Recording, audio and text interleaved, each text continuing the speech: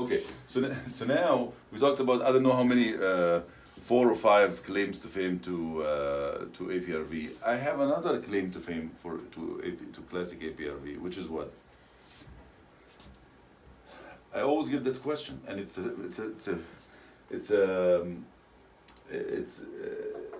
legitimate question. How can you use this mode in COPD patients or asthmatic patients? You know, they need a longer exhalation, and it's probably not suitable for them. But this is actually it's a true statement. But what I'm telling you, use it. I'll tell you why. Because the age-long question that very difficult to answer in ICU is that what percentage of the patient's disease or problem is restrictive versus obstructive? So they show up with COPD. Do they only show up with COPD? They show up with COPD and influenza, or COPD and pneumonia, COPD ARDS together. So one of them is obstructive nature, one of them is restrictive nature, right? And what percentage of each, which one is taking over? Like the COPD patient, when they have ARDS, do they behave like ARDS patients, or they behave more like a COPD patient? We don't know. And we really don't know. It's difficult to know. And you have to do maneuvers and stuff on the other modes of ventilation and look at waves and stuff like that to find out. This one is easy. Just look at your waveform, the usual waveform. If you put them at the usual 0.5 start, 0.5 seconds, for example, and they are having a very high ratio, prolong it to 0.7, still very high ratio, prolong it to 0.9, which is the max. I would not go above 0.9 here, right? 0.9 second, and it's still like in the 70s, very high or high normal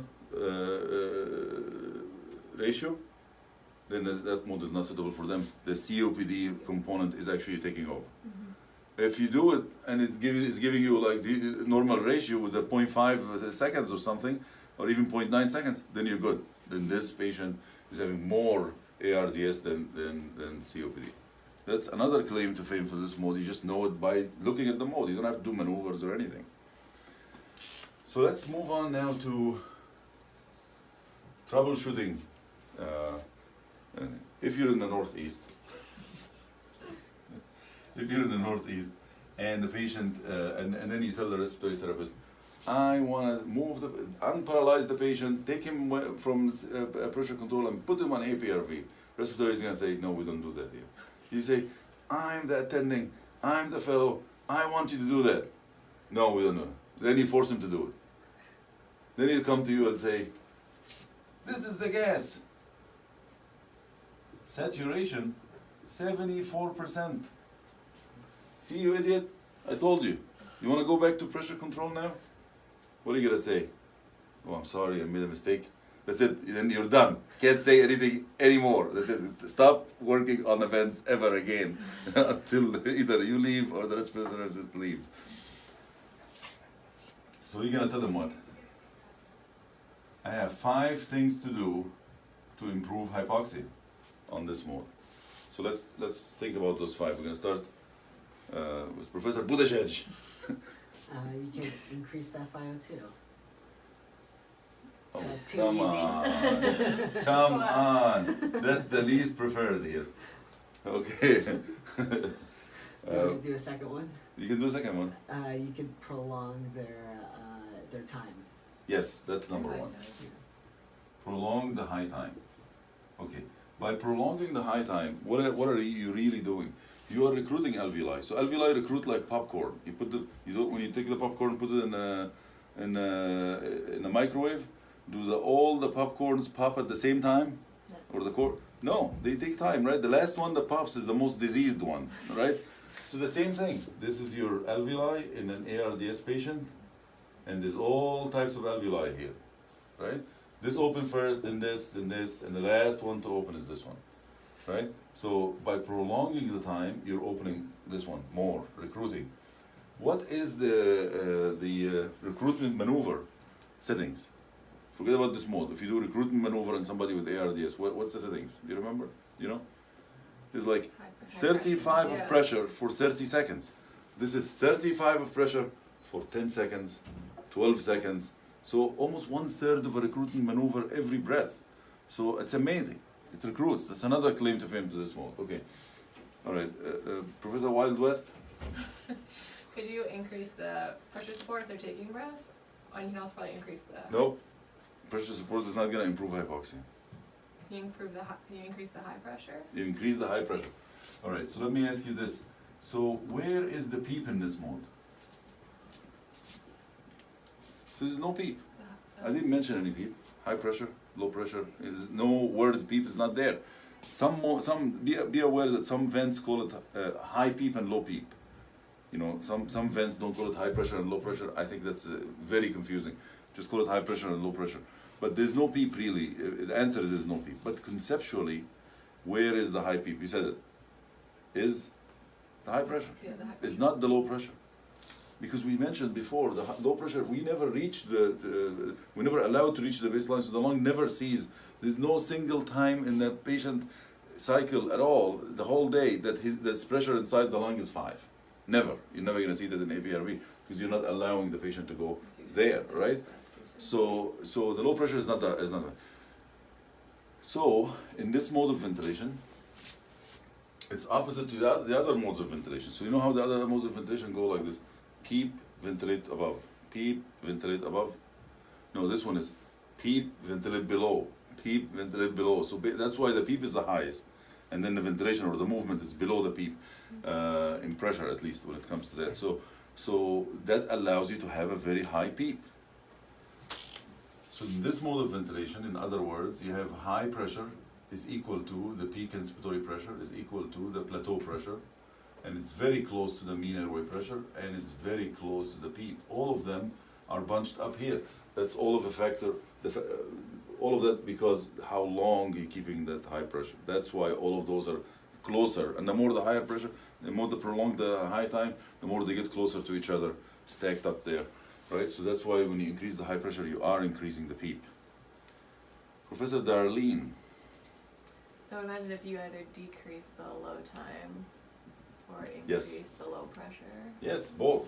So we're going to increase the low pressure, which also, if you increase the low pressure, it's a little bit more less understandable. But if you increase the low pressure, you're actually causing resistance of air to come out. So this will rise. Will be here, and the ratio will increase. Ratio will rise. So by doing that, you're keeping more air inside the lung, and keep it inside. Oxygen needs more time to be absorbed, right, from the alveoli. So out of the 3 gases that we have, we breathe in air. Nitrogen, 80%, oxygen, 20%, and CO2 is nothing, right? We breathe those in and out. Which one of them is the fastest diffusible across the semipermeable membranes?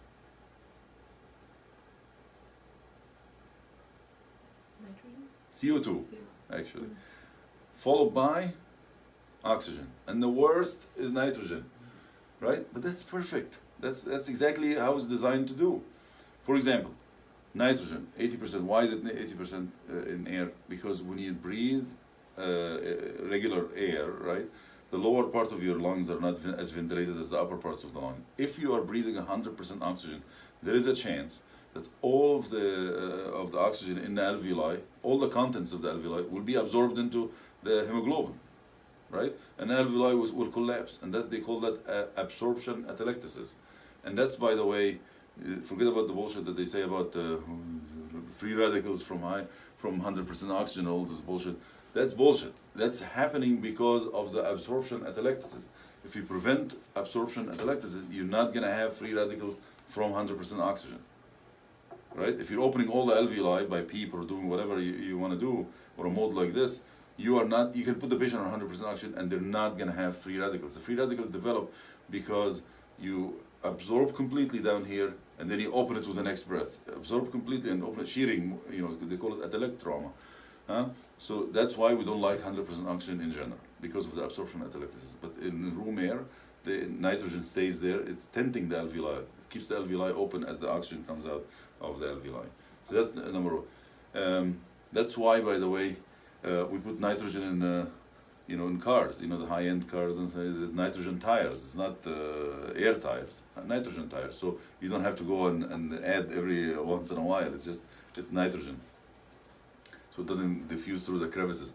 That's why, by the way, we give the patients 100% oxygen or put them on a hyperbaric chamber when the patient has air embolism. Because air embolism has 80% nitrogen and it doesn't get absorbed, it stays there, like obstructing the coronaries or the carotid or something. Then you give them a hyperbaric chamber, oxygen by competitive whatever displacement, it displaces nitrogen out and becomes 100% oxygen bubble that dissolve easily.